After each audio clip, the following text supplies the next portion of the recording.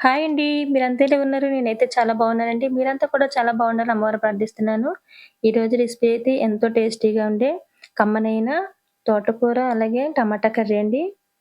ఇప్పుడు ఈ తోటకూర, టమాటా కర్రీని ఎలా తయారు చేసుకోవాలో చూద్దాము. దీనికోసం పొయ్యి మీద ముగ్గురు పెట్టుకొని కొద్దిగా ఆయిల్ వేసుకోవాలి. ఆయిల్ కాగిన తర్వాత ఉల్లిపాయ ముక్కలు, పచ్చిమిరపకాయ ముక్కలు కూడా వేసుకొని వేగనివ్వాలి. అలానే తోటకూరని ఉప్పు వాటర్‌లో శుభ్రంగా కడుక్కొని చిన్న చిన్న ముక్కలుగా కట్ చేసుకొని పక్కన పెట్టుకోవాలి. ఉల్లిపాయలు బాగా వేగనివ్వాలి. వేగిన తర్వాత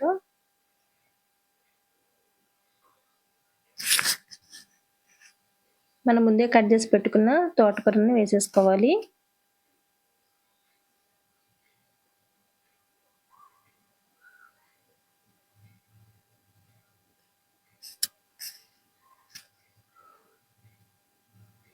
వేసుకున్నాక తోటకూరని అంతటిని ఒకసారి బాగా కలుపుకొని మనం మూత పెట్టుకోవాలి.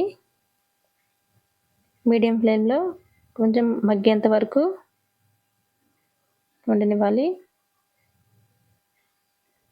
ఇప్పుడు మగ్గింది కదండీ! ఇప్పుడు ఒకసారి కలుపుకొని ఒక 3 టమాటాలను చిన్న చిన్న ముక్కలుగా కట్ చేసుకుని టమాటా ముక్కలనైతే ఇందులో వేసేసుకోవాలి.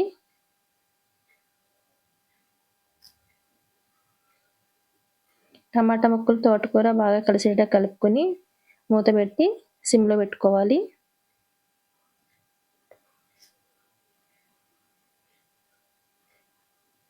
ఇట్లా బాగా మగ్గింది కదండీ! ఇట్లా బాగా మగ్గిన తర్వాత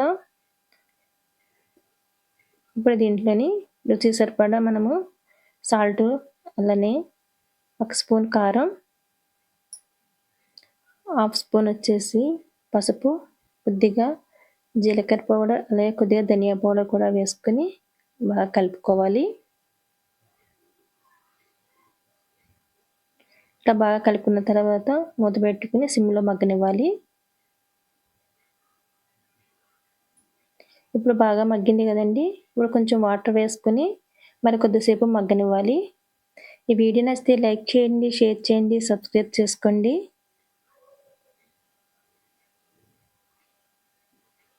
చూసారండి? బాగా మగ్గిపోయింది కదండీ! కూరంతా దగ్గరికయింది. అలాగే తోటకూర కూడా బాగా మగ్గిపోయింది. టమాటాలు కూడా బాగా మగ్గిపోయినాయి. అంతే అండి. ఎంతో టేస్టీగా, హెల్తీగా ఉండే కమ్మనైన తోటకూర, టమాటా కర్రీ అండి. వీడియో నచ్చితే లైక్ చేయండి, షేర్ చేయండి, సబ్స్క్రైబ్ చేసుకోండి.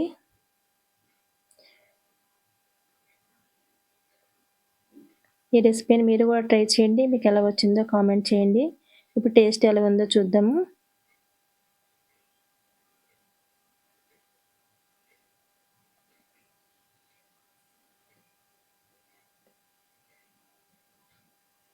టేస్ట్ అయితే అద్దిరిపోయిందండి. చాలా బాగుంది. అన్నంలో కానీ, అలానే చపాతీల్లో కానీ చాలా బాగుంటుందండి. ఒకసారి మీరు కూడా ట్రై చేయండి.